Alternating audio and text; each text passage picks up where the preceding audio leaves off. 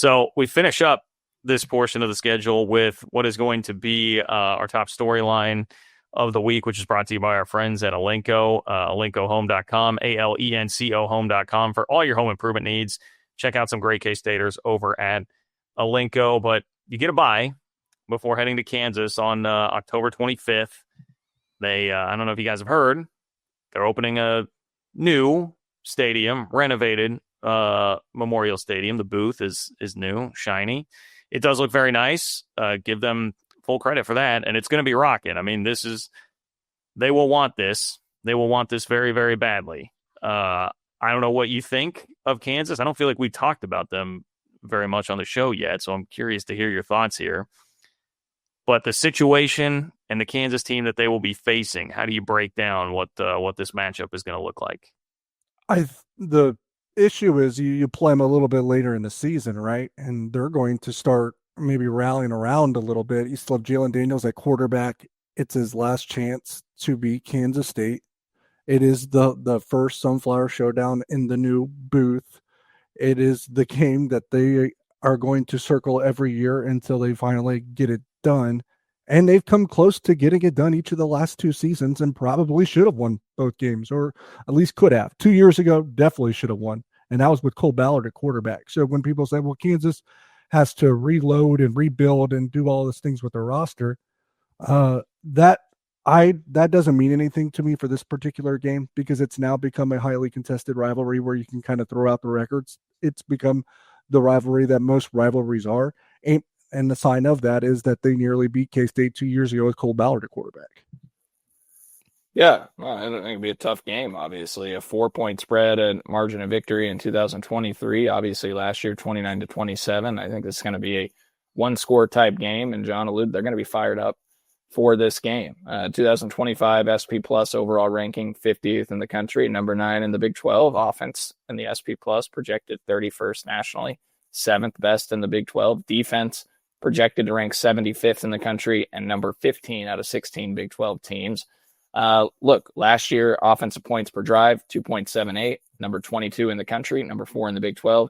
Defensive points per drive, 2.64, number 103 in the country. Overall production returning 56%, that's 64th in the country and number 12 in the Big 12. Offensive returning production, 62%, 11th most in a tie in the league. Defensive returning production, 49%, number 15 in the Big 12. That might be a good thing for them, because that defense, other than, Mello Dotson, Kobe Bryant, who were all Big 12 first-team corners, not great outside of that. And look, I would dispute potentially that they were really all Big 12 first-team corners, but that's another avenue we don't have to go down. Starts returning 80, number 12 in the Big 12. Starts transferring in for KU, 82, 8th most in the Big 12. Kelly Ford's win probability for K-State in this game, guys, 52%. So really tightly contested according to the metrics. And the early DraftKings betting line is K-State at -4 with -110 odds. So expect it to be a tightly contested game. We know the story on Jalen Daniels last year, and he came on in the back half of the season. Guys, Jalen Daniels wasn't in the top 100 in pass efficiency in the country in August and September. He was top 25 in the country in pass efficiency in both October and November. So he came on as the season came along. But look, they got to replace Devin Neal. Over 4,300 rushing yards in his time at Kansas. And then they got to replace 3 wide receivers in Quentin Skinner, Luke Grimm, and Lawrence Arnold that combined in their careers for 379 receptions and 5,775 yards, 15.2 yards per catch. So if you look at it that way, KU lost over 10,000 yards of career offense between Neal and those 3 receivers. Their top 5 pass catchers from last season in terms of yards are gone. Grimm, Skinner, Arnold, Neal, and Jared Casey, tight end. So they brought in several transfers at wide receiver. They've got Daniel Highshaw back at running back, 1,200 plus yards in his career, solid on the ground, well over 5 yards per carry in his time at Kansas, but has struggled to stay healthy. And then they bring in LaShawn Williams, a transfer running back from Iowa, 5 new offensive linemen up front. They do have all-conference center Bryce Foster, former Texas A&M center that is still there, and he's solid up front, but they're replacing quite a bit on the offensive line too.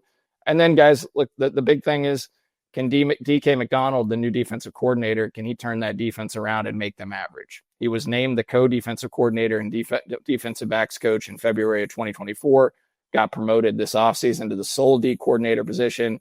He previously served as a defensive backs coach with the Philadelphia Eagles for the last few seasons and then spent 5 years at Iowa State from 2016 to 2020 before that. He's a secondary type guy. Of the 15 defenders with 200 plus snaps last year, only 5 are back for Kansas. And 4 of those guys are on the defensive line. Dean Miller, DJ Withers, Tommy John Jr., they're solid. But the back 7 will mostly be entirely new.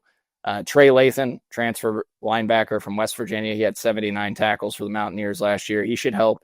Joseph Sipp Jr., linebacker transfer from Bowling Green, could help them. But that pass defense could be a liability. I'll take K-State in this game 34-24. DY? It's the first Sunflower Showdown in the booth. I think they're going to be starting to maybe get into form around this time. They're due to win this at some point, right? And I actually think it'll be this year. I'm going to take Kansas 38-37 in a shootout. Yes, Kansas State's coming off a bye, but under Chris Kleiman, that's actually not been a good thing. I don't like the spot here. I think KU 2 years ago in a worse situation nearly beat K-State with Will Howard at quarterback. I think they can get K-State in Lawrence this year. Nick points out both teams coming off a bye. Cole has like the eyes of fury down there. You have something that you want to say to DY for picking a loss? I mean, I don't know. Look, I would argue, obviously, Andy Koldenicki, DY, as the offensive coordinator in the scheme that they ran, back in the Cole Ballard game, little different. I think that created some complexities and complications there for Kansas State. But I will also note, Jim Zabrowski is the offensive coordinator. Jeff Grimes is gone. Zabrowski was a key cog in that 2022-23 teams with that offense. So I guess I could see schematically, but they just lose so much at the skill positions. I don't think that matters anymore in in this rivalry. I don't. Yeah. I think it's going to be an emotion-filled booth. K-State 7-0. That's what I have them, and they pull the upset. Yeah. I guess I think Daniel Highshaw is solid at running back. I think Jalen Daniels can be a good quarterback. We've seen him do it before. But I just question, they're talking about Emmanuel Henderson being their number 1 wide receiver, right? He hasn't done anything in college. Yeah, this might be the secondary to do it on. Whoa! You just said in Game 6 that the secondary would be experienced. Yeah, but you're using my words against you're using my words against me, and I just used yours against you, talking about the K-State secondary just a game ago. So I'll just say, if you're right about the K-State secondary a game ago, the matchup here does not hate KU. And there's a reason why all the metrics think this is close too. I think it will be highly competitive. I think in the fourth quarter, this will be a 1-score game. I have K-State winning. Look, this game will give me significant anxiety. I'll be incredibly nervous. Every K-State fan will be. And you lose a game you shouldn't. You win a game you shouldn't. KU came so close. The last 2 games, just the bounce of the ball is really what dictated those 2 games. You get the right bounce, they win. Right? If Rich Miller doesn't drop the interception 2 years ago, KU might blow K-State out.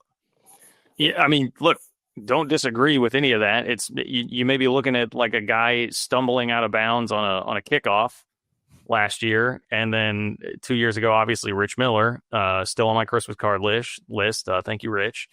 But DY, the fact of the matter here is, what was the exact Stan Weber quote from this was related to Iowa State, but in 2017, K-State always beats Iowa State.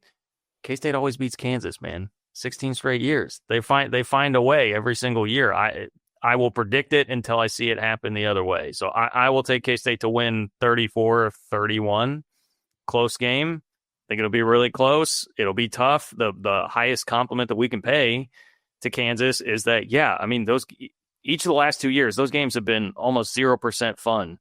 Slightly more fun last year than 23. 23 was maybe the least fun I've ever had watching a K-State football win. So, high compliments to pay there. I think Lance Leipold is an excellent coach. I think DY's right. In some ways, you can throw out what a lot of this looks like on paper right now because they'll find a way. They've proven that they're going to find a way to be really competitive with K-State here. But end of the day, they got to slay that beast. They got to get over the hump before I'm going to predict it.